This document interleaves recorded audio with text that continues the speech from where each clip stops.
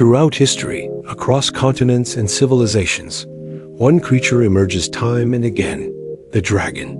From the fire-breathing beasts of Europe to the wise serpents of China, dragons appear in folklore, myth, and art from nearly every corner of the world.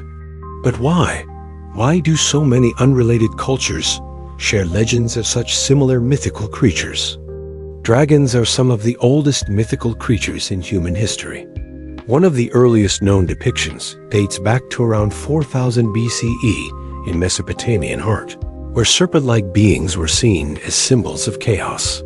The Babylonian creation myth, the Enuma Elish, tells of Marduk slaying the dragon-like goddess Tiamat, bringing order to the world.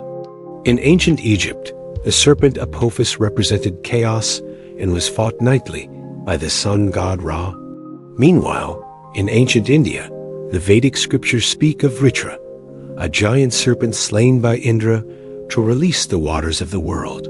These myths were not connected through trade or conquest. They emerged independently. Yet all seem to feature enormous, snake-like beings who guard, destroy, or test heroes. What could explain this? One possible answer lies in our evolution. Evolutionary psychologists propose that our ancestors had strong survival instincts against predators like snakes, large cats, and birds of prey. Dragons, with their long reptilian bodies, sharp teeth, wings, and deadly breath, combine features of all three. This might mean the image of the dragon is a kind of composite fear, an echo of what once terrified early humans. Carl Sagan suggested that dragons might be embedded in our collective unconscious, formed from prehistoric memories of dangerous animals. In short, dragons might not just be mythical, they could be psychological. Despite their similar shapes, dragons have very different meanings across cultures. In Europe, dragons are usually evil. They hoard treasure, ravage villages, and must be slain by brave knights. Think of St. George and the Dragon, or the monster in Beowulf. These tales often represent the triumph of good over evil, or Christianity over paganism.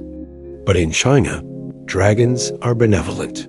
They bring rain, symbolize wisdom, and embody imperial power. Emperors were seen as dragons in human form. In Japan, dragons are often linked to water and nature. In Mesoamerica, the feathered serpent god Quetzalcoatl is a symbol of learning and wind. The contrast is stark, but it shows how flexible the dragon myth is. It can embody chaos or harmony, fear or power, evil or good. Some researchers believe dragon myths also arose from encounters with the unknown. People in the ancient world found massive fossils, dinosaur bones, for example, and didn't know what to make of them. In places like China, fossilized stegosaur bones may have inspired stories of enormous, scaled creatures. Volcanic eruptions, thunder, and lightning were also linked to dragons, especially in East Asia, where dragons were believed to control storms and earthquakes. In this way, dragons became a way to explain the unexplainable. So why do so many cultures have dragon legends? Because dragons are more than monsters, they are symbols. They represent our fears, our dreams, our attempts to explain the unknown. They reflect the values of our societies, whether it's bravery in the West or harmony in the East. And perhaps most of all, dragons endure because they ignite the imagination. In books, films, games, and myths, dragons continue to soar. From ancient scrolls to modern screens, they remain one of the most powerful and universal stories humanity has ever told.